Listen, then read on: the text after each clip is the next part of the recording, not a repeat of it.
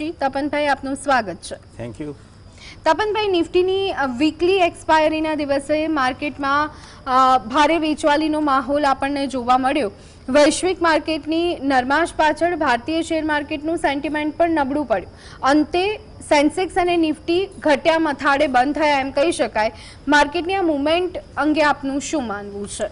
આ જે મુવમેન્ટ આ એ એકચ્યુઅલી આપણે કહેવાય છે તો યુએસ બોન્ડ યીલ્ડના લીધે જ આવી છે. યુએસ બોન્ડ યીલ્ડ જે 4.6% પહોંચી ગયું, જે તમે લાસ્ટ ટાઈમ અગર આપણે જોઈએ તો 3 વીક પહેલાં જ્યારે એ પહોંચ્યું હતું ત્યારે ટ્રમ્પે રેસિપ્રોકલ ટેક્સમાં કહેવાય તે રાહત આપી હતી. 4.6 એક એલાર્મિંગ રેટ છે, કેમ કે આના ઉપર અગર જાય છે તો યુએસને સિરિયસ મોટા પ્રોબ્લેમ છે, કેમ કે બોન્ડ યીલ્ડ વધે એટલે ટૂંકમાં તમે જે ડેટ લીધું હોય, દેવું હોય, એના ઉપર તમારે ઇન્ટરેસ્ટ વધારે પે કરવો પડે, જે વધતું જઈ રહ્યું છે. અને 30 વર્ષનું અગર તમે બોન્ડ યીલ્ડ જુઓ તો યુએસનું ઓલમોસ્ટ 5% ઉપર જતું રહ્યું, જે પહેલાં જોવા નથી મળતું આવું કોઈ દાડો.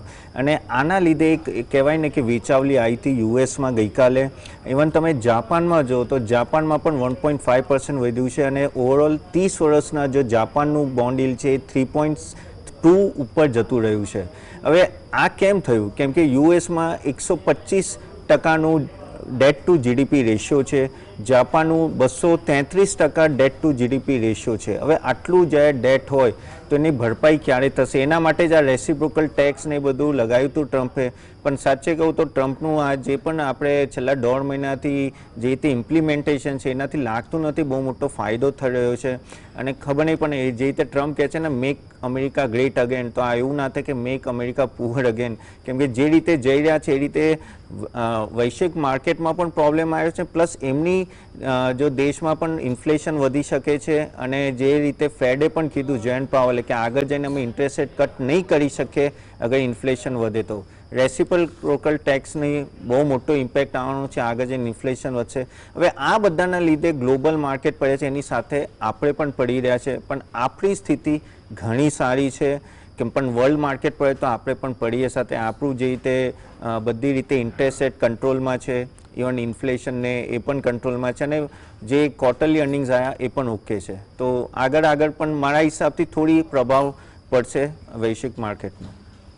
જી, કોલર મિત્ર ઘનશ્યામભાઈ જોડાઈ ગયા છે. જી ઘનશ્યામભાઈ, મારે પાસે 1340 રૂપિયાના ભાવ અને 300. ઘનશ્યામભાઈ, આપનો અવાજ અમારા સુધી નથી પહોંચી રહ્યો, ફરી એકવાર જણાવશો? મારી પાસે 1340 રૂપિયાના ભાવના વોલ્ટાસ પડ્યા છે અને 365 રૂપિયાના ભાવના એનટીપીસી ગ્રીન પડ્યા છે. તો આ બંનેમાં શું કરાય? જી, તો વોલ્ટાસની વાત કરીએ તો વોલ્ટાસનું આ વખતે રિઝલ્ટ એ સારું આવ્યું છે. અને ઓફકોર્સ ગરમીના લીધે ઓફકોર્સ આ વખતે થોડું કહેવાય કે સેલ્સ પણ વધ્યું છે. ઘણું સારું રિઝલ્ટ આવ્યું આ વખતે. સો વોલ્ટાસ મારા હિસાબથી આ એક એવો લેવલે છે કે જ્યાંથી થોડી ગેઇન દેખાય છે હજી પણ. ઓવરઓલ કંપની પહેલાં 1 વર્ષનું જોઈએ તો સારું એવું રિઝલ્ટ આપતા હતા, પણ વચ્ચે પાછું અટકી ગયું હતું. ક્વાર્ટર ટુ ક્વાર્ટર વધ્યું છે. તો હમણાં તમે 1-2 ક્વાર્ટર રાહ જોઈ શકો છો, આમાં પકડી રાખો, કદાચ થોડો ઉપરનો ભાવ જોવા મળશે. રહી વાત એનટીપીસી ગ્રીન, એનટીપીસી ગ્રીન જ્યારે આવ્યું હતું તમને ખબર હશે આઈપીઓથી, ત્યારથી એ ઘણું હાઈ વેલ્યુએશનથી આવ્યું હતું. અને એ વેલ્યુએશન પર ટકવું બહુ અઘરું હતું. અને પછી રિન્યુએબલ સેક્ટરમાં રિયલમાં બહુ મોટો પ્રોબ્લેમ આવ્યો હતો, કેમ કે જ્યારે ટ્રમ્પે કીધું કે I don't believe in renewable sector, ત્યાર પછી આ બધા સેક્ટરમાં ખાસી વેચાવલી આવી હતી, જે એનટીપીસી ગ્રીનમાં પણ જોયું. પણ હજી પણ હું અગર એનું પ્રાઇસ ટુ બુક વેલ્યુ જોઉં તો ખાસું વધારે છે, જે 5 છે. 5 પ્રાઇસ ટુ બુક વેલ્યુ બહુ હાઈ કહેવાય. એનટીપીસી ગ્રીન આપણે કહેવાય છે કે ભાઈ આગળ જઈને ખાસું એવું સેલ્સ થશે, પણ હમણાં એવું સેલ્સ દેખાઈ નથી રહ્યું. એટલે ત્યાં સુધી મારા હિસાબથી તો અગર તમારી પાસે છે તો નવા લેતા નહીં, પણ ઉપરના લેવલે હમણાં નીકળવાનો ટ્રાય કરજો, કેમ કે વેલ્યુએશન હજી પણ હાઈ લાગે છે મને આનું એનટીપીસી ગ્રીનનું. જી, અને કોલર મિત્ર રાજેશભાઈ જોડાઈ ગયા છે. જી રાજેશભાઈ. સાહેબ, મારો 2 સવાલ છે. ઇન્ડોરામા સિન્થેટિક 55 રૂપિયાના 2000 નંગ લીધેલા છે. ઇન્ડોરામા સિન્થેટિક અને શ્રી તિરુપતિ. ઇન્ડોરામા સિન્થેટિકની અગર હું વાત કરું તો ઓવરઓલ અગર તમે જો તો એનું રિઝલ્ટ ઓકે આવ્યું હતું કમ્પેરેટિવલી પાછલા ક્વાર્ટર કરતાં. અને કહેવાય કે એક તરફનું આ વર્ષે સારું એવું પરફોર્મન્સ છે, જે ગયા વર્ષે તો ઓલમોસ્ટ નેગેટિવ રહેતું હતું. તો આ હિસાબથી અગર તમે સ્ટોક અગર વધ્યો છે થોડો ઘણો, પણ અહીંયાથી મને એવું લાગે છે કે થોડું હજી પણ અહીંયા રિકવરી આવી શકે છે. ઓફકોર્સ આ સિન્થેટિક અને પોલિએસ્ટર એ બધામાં બિઝનેસમાં છે, પણ અગર ટેક્સટાઇલ બિઝનેસમાં આ જે રીતે વાત થઈ રહી છે ને કે આગળ જઈને થોડું બેનિફિટ મળી શકે છે. ઇવન જે બાંગ્લાદેશ સાથે આપણે થોડા રિસ્ટ્રિક્શન લાવી રહ્યા છે, તો આ બધી કંપનીઓને પણ ઇનડાયરેક્ટલી બેનિફિટ આવી શકે છે. આ લેવલે મારા હિસાબથી તમે રોકાણ રાખવું જોઈએ અને થોડું વેઇટ કરવું જોઈએ. મે બી રિકવરી અહીંયાથી આવશે. જી બિલકુલ. સરલાબેન કોલર મિત્ર જોડાઈ ગયા છે. જી સરલાબેન. હલો, આ પુનાવાલા પિનકોપ 380 ના ભાવના 500 શેર પડ્યા છે. હજી 1 વર્ષ રાહ જોઈ શકું એમ છું, તો રાખવા કે વેચવા? ઓકે, કયો કીધું તો ફરી એકવાર. પૂનાવાલા. ઓકે, પૂનાવાલા ફિનકોમની અગર હું વાત કરું તો ઓવરઓલ આ વખતે પણ રિઝલ્ટ જે આવ્યું હતું એ ઓકે હતું, પણ પ્રોબ્લેમ આ સ્ટોક સાથે એ છે કે મેનેજમેન્ટ જે રીતે બિહેવ કરે છે ને રેડિક આખું બિહેવિયર હોય છે. વચ્ચે એ લોકોએ જે MFI માઇક્રો ફાઇનાન્સ લેન્ડિંગ પર ખાસું જોર નાખ્યું હતું, એમાં એમને ખાસું બેડ ડેટ આવ્યા હતા. એના લીધે આ સ્ટોક એકદમ પડી ગયો હતો, પણ હવે એક ટાઈપની રિકવરી આવી રહી છે. MFI લોન બુકમાં હવે રિકવરી આવી. એ આઈ થિંક પૂનાવાલા ફિનકોપ એ જે એમની પાસે લોન બુક છે MFIની આગળ જઈને વેચવાની પણ વાત કરી રહ્યા છે. અગર એ થશે તો એમના માટે સારું રહેશે. પણ હવે ઇન્ટરેસ્ટ રેટ કટ થઈ રહ્યા છે આગળ જઈને, તો એ એક બેનિફિશિયલ સિનારીઓ બનશે પૂનાવાલા ફિનકોપ માટે અને બધી NBFC માટે. ખાસ કરીને જે માઇક્રો ફાઇનાન્સ લેન્ડિંગ તરફ છે એ લોકોને થોડો ફાયદો થશે. તો મને એવું લાગે છે કે જે સૌથી ખરાબ ટાઈમ હતો પૂનાવાલા ફિનકોપનો એ પાછળ છે. અહીંયાથી એક સ્ટેડી રિકવરી આવી શકે છે, પણ એ જ છે કે તમારે 1-2 ક્વાર્ટર રાહ જોવી પડે. હજી પણ જે રીતે મેં કીધું મેનેજમેન્ટ ખાસું ચેન્જ થઈ રહ્યું છે. હવે નવું મેનેજમેન્ટ કેવી રીતે બિહેવ કરે છે, કેવી રીતે એ લોકો લોન બુક ગ્રો કરે છે, MFI પર વધારે ભાર નથી આપતા કે નહીં એ જોવું પડશે. અને આઈ થિંક એ લોકોએ ગોલ્ડ લોન પણ ચાલુ કર્યું છે. તો અમુક આ જે પોઈન્ટ છે પ્લસ છે પૂનાવાલા ફિનકોપ માટે. મારા હિસાબથી અહીંયાથી તમે વેઇટ કરો. 1-2 ક્વાર્ટરમાં અગર ઇન્ટરેસ્ટ રેટ કટ થાય તો અહીંયાથી ભાવ વધી શકે છે. અને કોલર મિત્ર વર્ષાબેન જોડાઈ ગયા છે. યસ વર્ષાબેન. હા, મારી પાસે હારી ને 2600 માં લીધા છે, તો 2900 3000 વચ્ચે રહેશે, તો રાખું કે વેચી દઉં એમ? અને બીજું સાઉથ ઇન્ડિયન બેંક ને 11 રૂપિયામાં લીધા છે, તો એ પણ રાખું કે વેચી દઉં? સાઉથ ઇન્ડિયન બેંક અને બીજો કયો એકવાર કહી દેજો મને. વર્ષાબેન ફરી એકવાર પહેલા સ્ટોકનું નામ જણાવો. વારી રાની. ઓકે, ખબર ના પડી. વારી ઇન્ડસ્ટ્રીઝ વિશે. રાની ઇન્ડસ્ટ્રી. વારી. ઓકે. સો સાઉથ ઇન્ડિયન બેંકની પહેલાં હું વાત કરી લઉં તો સાઉથ ઇન્ડિયન બેંક ઓફકોર્સ ખાસું એવો જમ્પ મોટો માર્યો અને આ વખતનું જે રિઝલ્ટ હતું ખાસું કમ્પેરેટિવલી અગર હું જોવા જાઉં તો સારું રહ્યું કમ્પેરેટિવલી. અને મારા હિસાબથી અહીંયાથી પણ એક કહેવાય કે એક મોટી રિકવરી દેખાઈ છે. પણ જો એક વસ્તુ સમજી લો કે આ જે ઇન્ટરેસ્ટ રેટ કટનો સિનારીઓ છે એના લીધે અમને ડાયરેક્ટ ફાયદો થઈ રહ્યો છે. એક જમ્પ મોટો આવ્યો છે જે 24થી ઓલમોસ્ટ 28 સુધી. તો થોડું મે બી અહીંયાથી કોન્સોલિડેટ થશે, પણ રિઝલ્ટ ઓકે છે, એમાં કોઈ પ્રોબ્લેમ લાગતો નથી અને કન્સિસ્ટન્ટ ધીરે ધીરે હવે એમનું રિઝલ્ટ પણ આવી રહ્યું છે. તો સાઉથ ઇન્ડિયન બેંક તમે વેટ કરી શકો છો. પણ એક વસ્તુ સમજો કે આ બેંકમાં એક લેવલ પછી તમે નીકળીને બીજી પ્રાઇવેટ બેંકમાં પણ જઈ શકો છો, પણ હમણાં એક મોમેન્ટમ એની સાથે છે સાઉથ ઇન્ડિયન બેંકમાં, તો વેટ કરો. અને રહી વાત વાડી ઇન્ડસ્ટ્રીઝની, તો વાડીની હું વાત કરું તો હું એનર્જીઝની આઈ થિંક તમે એનર્જીઝની વાત કરીએ તો વાડી એનર્જીઝમાં પણ રિકવરી આવી છે સારી એવી. પણ એક જ પ્રોબ્લેમ હતો કે એનું વેલ્યુએશન ખાસું હાઈ હતું જ્યારે IPO આવ્યો હતો. અને હજી પણ એવું નથી કે સસ્તું છે, મોંઘું તો છે જ, પણ જે કહેવાય ને કે એનું રિઝલ્ટ આ વખતે ક્વાર્ટરલી પ્રોફિટ ને બધું સારું આવ્યું. તો આમાં તમારે વેઇટ એન્ડ વોચ કરવું પડશે, થોડું લાંબા સમય સુધી વેઇટ કરવું પડશે. કેમ કે આમાં એવું થઈ રહ્યું છે ને કે કેમ કે રિન્યુએબલ સ્ટોક્સનું હજી પણ કહેવાય ને કે એટલું ફેવરેબલ નથી, માર્કેટ પણ એને ફેવર નથી કર્યા, એટલે ધીરે ધીરે વધશે. થોડું પેશન્સ સાથે રહેવું પડશે. પણ હા, વેલ્યુએશન હજી હાઈ છે, એટલે આમાં હું નવું લેવાનું ના પાડીશ તમને. જી. કોલર મિત્ર વિનોદભાઈ જોડાઈ ગયા છે. યસ વિનોદભાઈ. હેલો. જી વિનોદભાઈ. હા મેડમ, મારી પાસે વિશાલ માર્ટના IPO ના લાગેલા છે જી. અને બાલમેર લોરી 172 માં લીધેલા છે. શું થાય બંનેમાં? વિશાલ માર્ટ. ઓકે, વિશાલ માર્ટની હું વાત કરું તો ઓફકોર્સ એ બહુ ફેવરમાં હતું ઇનિશિયલી જ્યારે આવ્યું, પણ વિશાલ મેગામાર્ટની પછી એ સ્ટોક ઉપર નીચે પણ હમણાં પાછો ટોપ પર ટચ થયો તો પાછો નીચે આવ્યો છે. પણ આ એક એવો સ્ટોક છે જે તમે રાખી શકો છો. રીઝન કહું કે ઓવરઓલ નો ડાઉટ આ લોકોને કહેવાય ને ક્વિક કોમર્સનો મોટો કોમ્પિટિશન આવવાની છે, જે રીતે ડીમાર્ટે ફેસ કરે છે. પણ આમાં એક જ છે કે આ લોકોનું અગર સેલ્સ ને એ રેવન્યુ પર થોડું ફોકસ રાખજો, કેમ કે મારા હિસાબથી આ બધા સ્ટોક્સમાં એ જ થયું છે કે જે દિવસે રેવન્યુ ડીપ આવે છે ને એ દિવસે આમાં મોટો કડાકો આવે છે. કેમ કે આને આપણે હંમેશા ડીમાર્ટ સાથે કમ્પેર કર્યા છે. 88નો પીઈ છે, એટલે 88નો પીઈ એ ઓછું ના કહેવાય. અને ઓવરઓલ 88ના પીઈને અગર તમારે સસ્ટેન કરવું હોય ને તો તમારું સેલ્સ ગ્રોથ સારું આવવું જોઈએ પ્લસ પ્રોફિટ ગ્રોથ. તો હમણાં તો ટોપ પર છે, પણ આમાં થોડું સાવચેતી તમારે રાખવી પડે, કેમ કે ક્વિક કોમર્સ જે ઝોમેટો આપણે બ્લિંકિટ ને એ બધાથી જે બિગ બાસ્કેટ હોય કે એ બધાથી જે કોમ્પિટિશન આવે છે એના લીધે ઇમ્પેક્ટ ડાયરેક્ટ આવે છે. જીઓ પણ બહુ મોટી રીતે આવી રહ્યા છે, ઇવન આપણે ટાટા પણ મોટી રીતે અંદર આવી રહ્યા છે. તો આ બધાના લીધે થોડી કોમ્પિટિશન વધશે. તો આ સ્ટોક તમારે હંમેશા રેડામાં રાખવાનો, જેવું તમને લાગે સેલ્સ અને રેવન્યુ અને પ્રોફિટ થોડો ઘરે તો નીકળી જજો. જી, અને કોલર મિત્ર ઉત્પલભાઈ જોડાઈ ગયા છે. યસ ઉત્પલભાઈ. મારે તપનભાઈને 3 સ્ક્રિપ્ટ વિશે પૂછવું છે. એક વેચવા માટે ગાર્ડન રીચ શિપ બિલ્ડર, મારી પાસે 7મી મેની ખરીદી છે 1771 ભાવની. અત્યારે લગભગ 1000 રૂપિયા વધી ગયો છે, આજે પણ એ વધ્યો છે.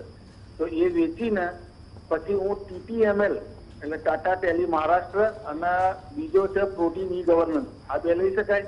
ગાર્ડન રીચ શિપ બિલ્ડર્સ વેચવા માટે અને TPML અને પ્રોટીન ઈ ગવર્નન્સ લેવા માટેની સલાહ લેવી. ઓકે, ગાર્ડન રીચની વાત કરું તો ઓફકોર્સ કેમ કે આ જે રીતે ડિફેન્સમાં બઢોતરી થઈ છે, જે રીતે આઈ થિંક લાસ્ટ ટાઈમ પણ હું આવ્યો હતો ત્યારે મેં કીધું હતું કે આ બધા સ્ટોક એવા છે ને કે જે તમારે એક તરફની ETF કરીને જ રાખી લો. તો અગર તમને સમજ ના પડે ડિફેન્સમાં કયા સ્ટોક લેવા, તો મોતીલાલ ઓસવાલ ડિફેન્સ ETF છે કે એવા પણ તમે બાય કરી શકો. પણ આજે બહુ જ જબરજસ્ત વધ્યો છે. ઓનેસ્ટલી આ બહુ હાઈ વેલ્યુએશન છે, કેમ કે અગર આ સ્ટોકનું અગર હું પ્રોફિટેબિલિટી જોઉં તો નો ડાઉટ વધી રહ્યો છે, પણ તો પણ એક્ઝિક્યુશનમાં થોડા ઇશ્યુઝ છે અને આ લેવલે મને થોડો મોંઘો લાગી રહ્યો છે. અને પણ તમે એક રીતે જુઓ, અગર તમે 2 વર્ષ 5 વર્ષ 10 વર્ષનું જુઓ છો તો કશો વાંધો નથી. પણ તમે એવું કહો કે ભાઈ અહીંયાથી આ વર્ષે જ મને 30-40% તો થોડો મને ડાઉટ લાગે છે, કેમ કે આ સ્ટોક્સ ખાસ્સા વધી ગયા છે. એટલે થોડું આમાં કહેવાય કોન્સોલિડેશન આવશે, કેમ કે એક યુફોરિયા આવી ગયો છે ડિફેન્સમાં, જેના લીધે બધા સ્ટોક હોય. તો એમાં થોડું સાચવજો તમે ગાર્ડન રીચમાં. હવે તમે કહો એને વેચીને ટાટા ટેલી લો, so I will not agree with that. Tata tele of course stock overall અગર તમે એનું જુઓ તો ખાસો નીચે આવી ગયો હતો અને હમણાં એકદમ જ વધ્યો છે. પણ તમે કોઈ સ્ટોક વધી ગયો છે એની પાછળ ના ભાગો, કેમ કે અગર હું નેટ પ્રોફિટેબિલિટી પણ જોઉં, આ કન્ટિન્યુઅસ લોસ મેકિંગ છે. સો મને નથી લાગતું ગાર્ડન રીચ છોડીને તમારે આની પાછળ જોવું જોઈએ. I think Garden Reach better option છે compare to Tata tele. Third stock મારાથી આઈ થિંક તમે પ્રોટીન વાળો કદાચ કીધો તો, હા, તો પ્રોટીન ઈ ગવર્મેન્ટ ટેકનોલોજીસની વાત કરું તો તમે સમજો એનું એક જ બિઝનેસ, મેઇન બિઝનેસ એ હતું કે પાન કાર્ડનું હતું. હવે પાન કાર્ડ 2માં એ લોકોને એકચ્યુઅલી ટેન્ડરમાં એમનું નામ જ નથી બોલાવ્યું, એવી વાત છે કે શોર્ટલિસ્ટ જ નથી થયા.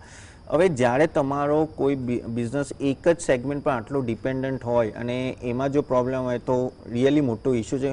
ટોટલી નો છે, પ્રોટીનમાં કશું ગુસ્સાની જરૂર નથી, કેમ કે અગર ઓવર ડિપેન્ડન્સ એક જ સેગમેન્ટમાં હોય અને એ જો એમાં પ્રોબ્લેમ આવે જે હમણાં દેખાઈ રહ્યું છે, તો આઈ થિંક એવોઇડ કરો. મારા હિસાબથી ગાર્ડન રીચમાં બને રહો, થોડું ઉપર નીચે રહેશે પણ લોંગ ટર્મમાં વાંધો નહીં આવે એવું મને લાગે. તપનભાઈ, પ્રાઇવેટ બેન્કિંગ સેક્ટરના 2 શેર્સમાં અગર જો આપણે ઇન્વેસ્ટ કરવું હોય તો તમે અહીંયા કયા 2 શેર સજેસ્ટ કરશો? પ્રાઇવેટ બેંક ઓફકોર્સનો એક સારા પોઝિશનમાં છે હમણાં, અને આગળ ઇન્ટરેસ્ટ રેટ કટ ને ઇન્ફ્લેશન જે રીતે નીચે છે તો ઇન્ટરેસ્ટ રેટ કટ આવશે ને પ્રોફિટેબિલિટીમાં વધે એવી શક્યતા ઘણી છે. તો આવામાં તમે પ્રાઇવેટ બેંકમાં અગર તમે જવા માંગો છો તો આઈ થિંક એક ફેડરલ બેંક એક સારો રહેશે. અહીંયાથી એમનું પ્રોફિટેબિલિટી પણ સારી એવી એટલે રિઝલ્ટ પણ આપે છે અને અહીંયાથી મને એવું લાગે છે કે સારો એવો ગ્રોથે જોવા મળે. અને બીજો એક સ્ટોક છે જે ICICI બેંકની વાત કરું તો આઈસીઆઈસીઆઈ બેંક કન્સિસ્ટન્ટલી કેટલા બધા ક્વાર્ટરથી સારું રિઝલ્ટ આપે છે, વન ઓફ ધ બેસ્ટ. અને ઓફકોર્સ એક ખાસો મોંઘો છે. અગર તમે બેન્કિંગ સેક્ટરમાં વેલ્યુએશન પોઈન્ટ ઓફ વ્યૂથી જોવા જશો તો તમને આઈસીઆઈસીઆઈ બેંક ઘણો મોંઘો લાગશે કમ્પેર ટુ એમના જે પિયર્સ છે, પણ એમનું કન્સિસ્ટન્ટ રિઝલ્ટના લીધે જ એ સ્ટોક વધી રહ્યો છે. અને આઈ થિંક એક સેફ બેટ છે અગર તમારે લોંગ ટર્મ જોવું હોય તો. બેઉ બેન્કિંગ અને એનબીએફસીને બીકોઝ આ જે ઇન્ટરેસ્ટ રેટ ઘટશે તે બેમાં ફાયદો થઈ શકે એમ છે. જી બિલકુલ. અને કોલર મિત્ર સતીશભાઈ જોડાઈ ગયા છે. યસ સતીશભાઈ. હા, મને ટાટા પાવર વિશે પૂછવું. ટાટા પાવર આ લેવલથી કેવું લાગે 2-3 વર્ષના? ટાટા પાવર ઓવરઓલ ઓફકોર્સ સારો સ્ટોક છે. અને અગર તમે હમણાં જુઓ તો વચ્ચે ખાસો નીચે આવી ગયો તો 350ની 340ની આજુબાજુ. હવે થોડી રિકવરી પણ આવી છે એમાં. પણ અગર હું રિઝલ્ટ પોઈન્ટ ઓફ વ્યૂથી જોઉં તો એનું પણ રિઝલ્ટ આ વખતે ઠીકઠાક જ આવ્યું હતું, સારું એવું આવ્યું હતું. ક્વાર્ટર ટુ ક્વાર્ટર જોવું ને યર ઓન યર જોવું તો રિઝલ્ટ સારું છે. અને અગર આપણે જ્યારે બીજા બધા સ્ટોકથી એમના પીએસ સાથે હું કમ્પેર કરું છું તો સ્ટોક ઓફકોર્સ 31ના પીઈ છે, પણ ઓવરઓલ આઈ થિંક આ એક એવો સ્ટોક છે જે આગળ જઈને હંમેશા ડિમાન્ડમાં રહેશે, કેમ કે આગળ જઈને એનર્જી સેક્ટરનું બૂમ આવશે ને આવશે. અને આ બધી કંપનીઓ અગર તમે ટાટા પાવર લો, અદાની લો કે ટોરન્ટ પાવર લો કે એ બધાને હવે રિન્યુએબલ સેક્ટરમાં એ લોકો ગ્રીન એનર્જી તરફ વધી રહ્યા છે. જે રીતે ટાટા પાવરની કોમેન્ટ્રી છે મેનેજમેન્ટની 2045 સુધીમાં એ ટોટલી ગ્રીન એનર્જી કંપની થઈ જશે. તો એમના જે પ્રોજેક્ટ છે અને મોટું ઇન્વેસ્ટમેન્ટ આવી રહ્યું છે. અને ઓફકોર્સ ટાટાની કંપની છે ઓવરઓલ પરફોર્મન્સ સારું જ રહ્યું છે કમ્પેરેટિવલી 3 વર્ષમાં 20% જેવું. પણ હમણાં આ વર્ષથી પરફોર્મ નથી થયું, પણ અહીંયાથી આઈ થિંક એક સારું સેફ બેટ હશે તમારા માટે ઇન્વેસ્ટ કરવાનું 3-4 વર્ષના ગાળા માટે. જી બિલકુલ. અને કોલર મિત્ર ઘનશ્યામભાઈ ફરી એક વખત આપણી સાથે જોડાઈ ગયા છે. યસ ઘનશ્યામભાઈ. ઘનશ્યામભાઈ આપના ટીવીનો અવાજ બંધ કરશો પ્લીઝ. દર્શક મિત્રો આપને એક વિનંતી કરીશું કે આપ જ્યારે પણ કોલ કરો ત્યારે આપના ટીવીનો અવાજ બંધ કરી અને કોલ કરશો કે જેથી કરી આપનો અવાજ સીધો અમારા સુધી પહોંચી શકે. સાથે જ તપનભાઈ હવે આગળ વધીએ તો માર્કેટની હાલની સ્થિતિને જોતા રોકાણકારોએ કઈ બાબતમાં સતર્કતા દાખવવી જોઈએ? વેલ હમણાં જોઈએ તો આજે જે ફોલ આવ્યો તો એ જે ગ્લોબલ પ્રોબ્લેમ હતો, જે ખાસ કરીને યુએસ અને જાપાનના પ્રોબ્લેમના લીધે પડ્યું. તો એક વસ્તુ થોડું ધ્યાનમાં રાખજો કે યુએસ બોન્ડ યીલ્ડ ક્યાં જઈ રહી છે, કેમ કે 4.6 છે તો અહીંયાથી જો આગળ વધશે તો સેલિંગ પ્રેશર રહેવાનું છે ઇન્ડિયામાં પણ. ઓફકોર્સ આપણને ફાયદો થશે કેમ કે અગર યુએસડી ઇન્ડેક્સ હમણાં 99 પર છે, આગળ જઈને ચાન્સીસ એવા છે કે 94 ઇવન 90 સુધી જઈ શકે છે, કેમ કે ડોલર ડીવેલ્યુ થઈ રહ્યું છે જે ખુદ ટ્રમ્પ ચાહે છે. અને એના લીધે આગળ જઈને એફઆઈઆઈનો ફ્લો આવી શકે છે. પણ જ્યાં સુધી આ થોડું વોલેટિલિટી અને બોન્ડ યીલ્ડ એક જગ્યાએ સ્ટેબલ નહીં થાય ત્યાં સુધી ઓવરઓલ કહેવાય ને કે માર્કેટમાં પણ ખાસી વોલેટિલિટી રહેશે.